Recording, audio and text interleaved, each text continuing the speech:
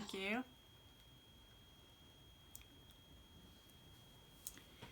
So, what day is it today in the scripture readings? It's still Easter Sunday, folks. It says on that same day, and in the readings, it says that very morning the woman had come back, claiming that the tomb was empty. So, we're still in the season of Easter on this third Sunday after Easter. And we come alongside these disciples 7 miles out, walking away from Jerusalem. And in many ways, like last Sunday, where we encounter the disciples in the locked room, along with Thomas. And if you remember the different stories we've read in the Gospel of John, and today we're in the Gospel of Luke, that people don't seem to recognize Jesus, right? And in the Luke's telling, it says the woman witnessed the group of angels. It doesn't say that they saw Jesus themselves. And Simon went into the tomb and came out, but we don't hear Simon's narrative. We have this is the first story we're hearing from Cleopas and this unnamed disciple in this story. And they're walking along, and you might say we're told they don't recognize Jesus either. So we have this theme that people don't recognize the risen Jesus right away. And Jesus comes along, and the risen Christ comes along and walks alongside them. And in the breaking of bread, we're told that they come to recognize Jesus as the risen Christ amongst them.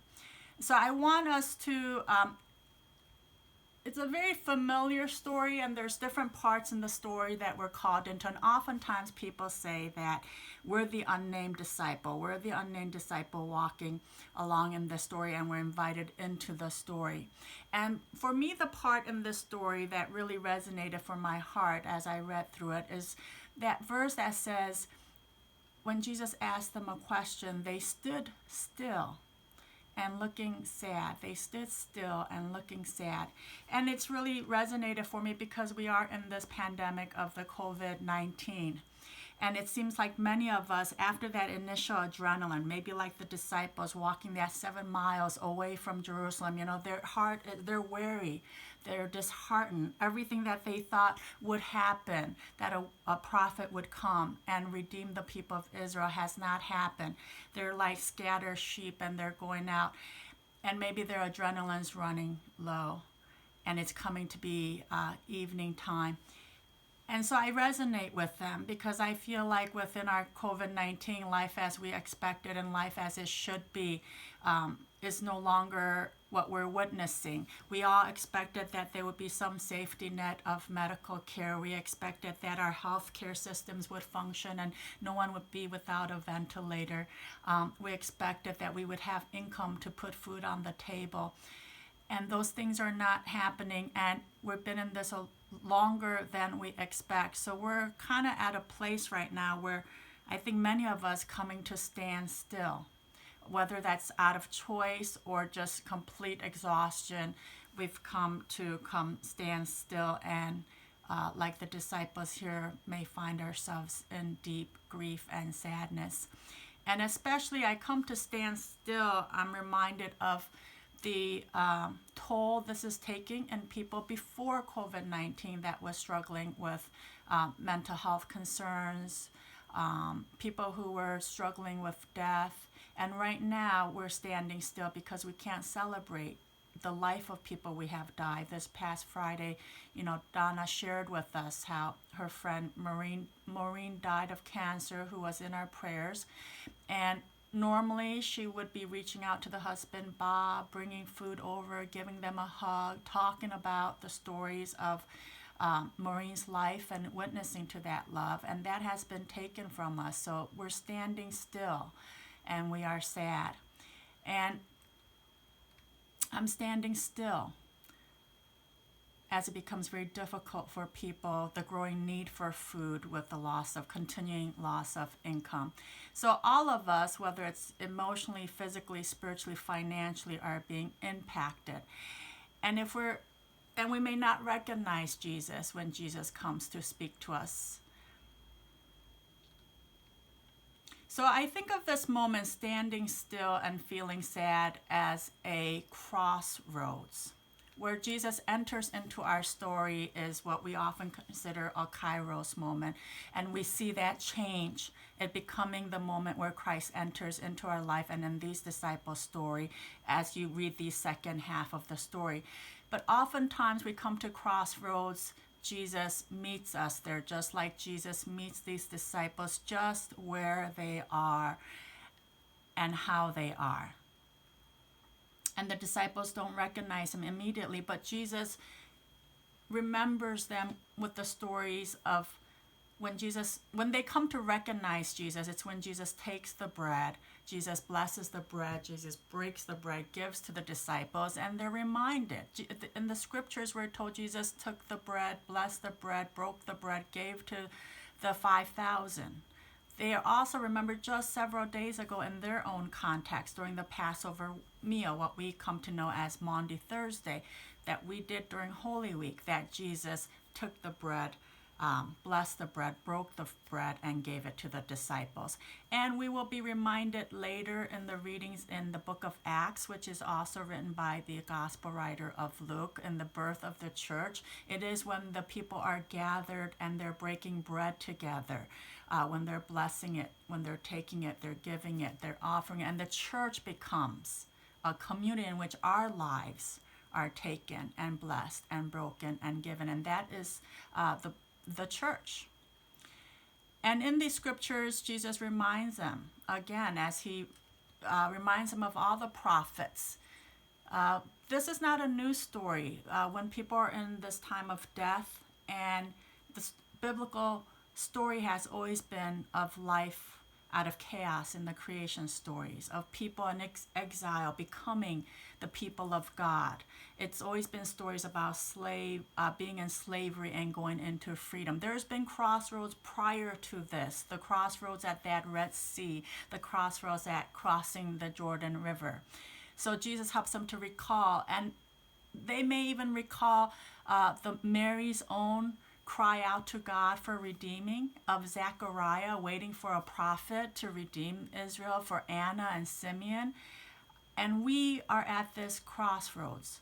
We are wondering, where is our redeeming from the suffering of the life that has not come to be? So we ourselves enter into this story, and we can encounter Jesus. We can be the people at the crossroads here, people who are in transitions, people who are unable to worship in person, people who have had the loss of graduations and birthdays and even weddings, people who are apart from families, alone, in death and in illness, and without food and without work and without income,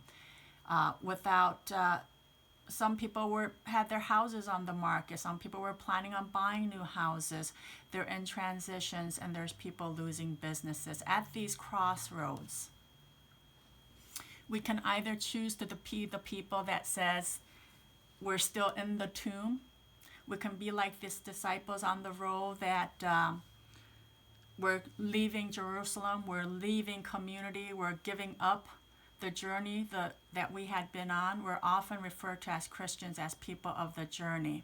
And even when we do that, even when we're disillusioned, even if we're in locked rooms or walking away from the communities that we were part of movements that we've been part of, even when our hearts are sad, even when the communities are fracturing, even when we are worried, Jesus meets us and continues to come to us. And we may find ourselves standing still, and Jesus stands at these crossroads with us. And Jesus comes to these crossroads, and as Jesus breaks bread with us and our eyes are open that Christ is with us, we also have a choice. We also always have a choice. And the disciples in this story invite Jesus to stay. Jesus, stay with us. Jesus, stay with us. And Jesus amazingly stays with them. How often during this COVID-19 have we cried out, Jesus, stay with us?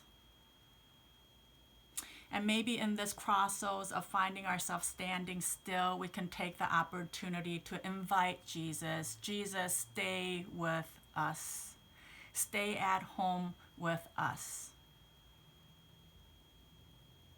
And then the response from the disciples after they invite Jesus to stay and Jesus stays, ultimately Jesus is the one who invites us to the table. Jesus breaks bread, takes the bread, breaks the bread. Jesus takes the bread, blesses the bread, breaks the bread, and gives to us. And just like in today's worship, we are fed. We are fed by the word. We are fed by Jesus' presence. We are fed by the witness of each other here together, persevering. And the disciples return back to Jerusalem at night. At night by moonlight, they will travel back another 7 miles. It's traveling back, but it's another road, right? They're making a decision. They're responding.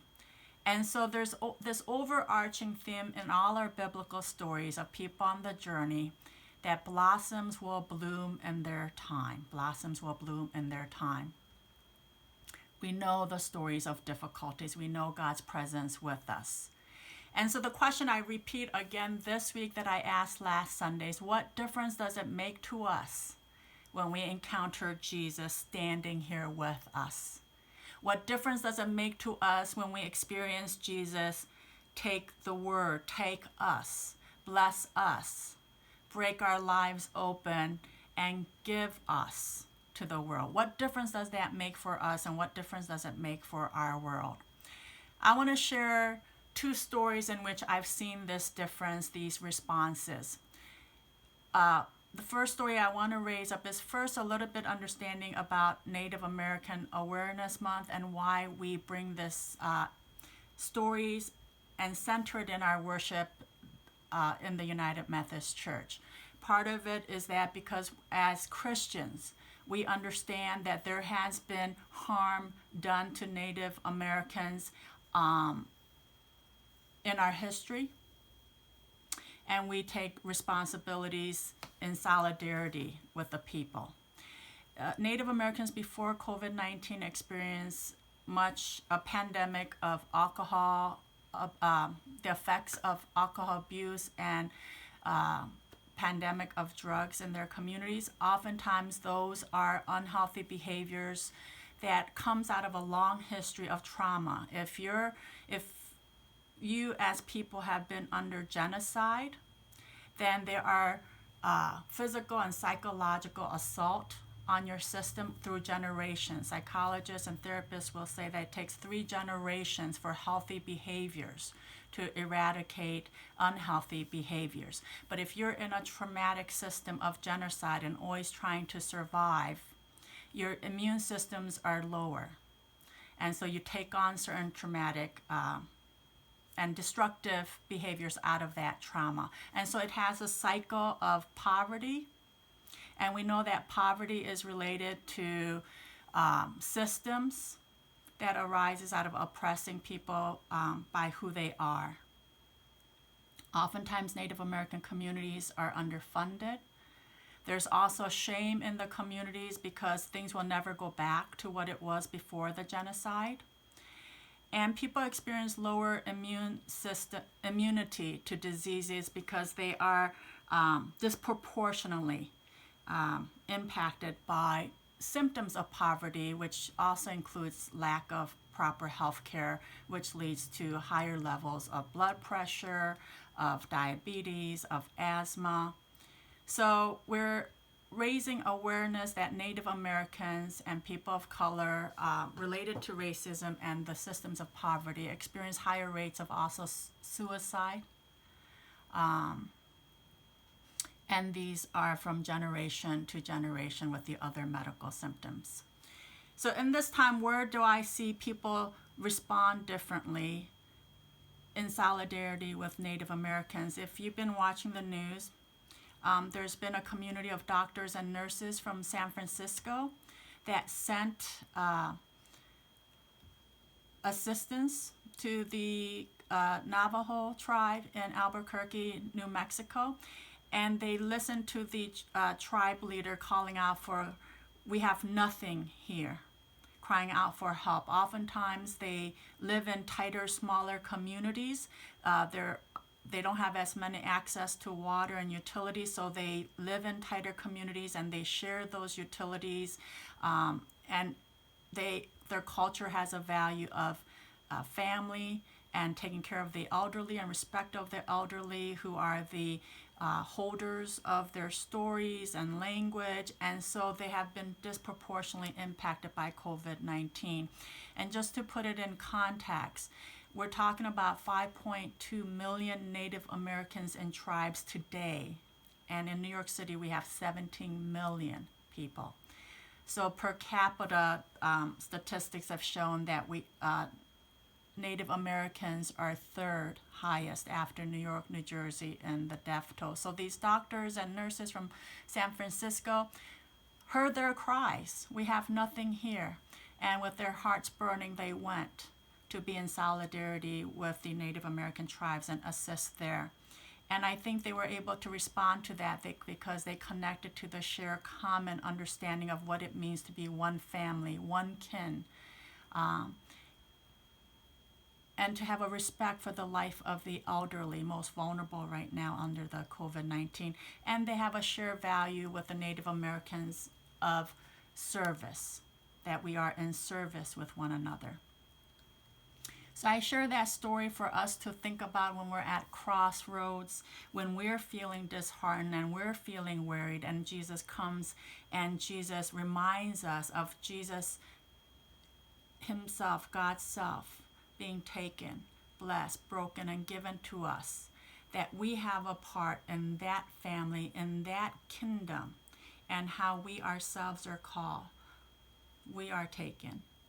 We are blessed, we are broken, and we are given. And we can see that in the world with the doctors and nurses hearing the cries of the suffering in the Native American communities, disproportionately impacted.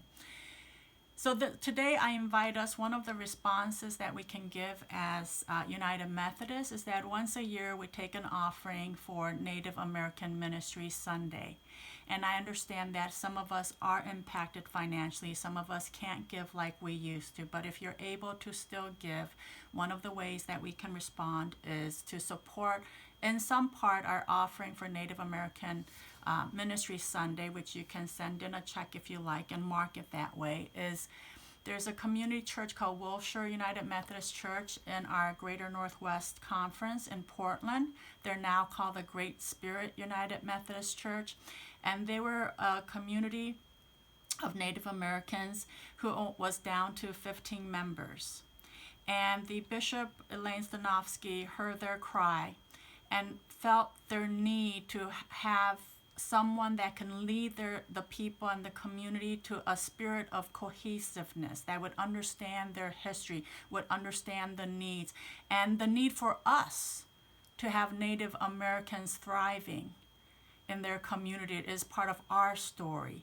We need to thrive with them because their story is part of our story, and we can become part of their story. So when we ask, how can we love God? How can we do things differently? Our offerings are sent to that community so that they can afford to pay for a native clergy. He was invited from the Oklahoma conference, and he now serves as the pastor there in Portland for the Great Spirit United Methodist Church. So the question during Eastertide, as I've asked last Sunday, is what does it matter? What does it matter that Jesus comes to stand with us when we are sad? What does it matter that Jesus comes to be in solidarity with the suffering of our world? What does it matter that Jesus died and is risen? And if it matters to us, our response is, yes, it matters to us. because we understand in the power of love that redeems all people. If that is our Easter story, and we see it all around our communities, I see it as people continue to donate food to CAP and Westcott. I invited our children to make stones for the garden that Sebastian is making, and maybe we can write on them, God loves us, and we can write on them, I love you, God. I see it when we continue to sing our songs, even when we don't feel like singing, the Spirit invites us and we sing. I see it when we share scripture. I see it when we break bread together. And I invite us next Sunday, and I will send out more information, to prepare bread and juice from our homes, and we will share in Holy Communion, remembering that God's story is always life out of death. God's story meets us always at the crossroads, and we are people of the journey.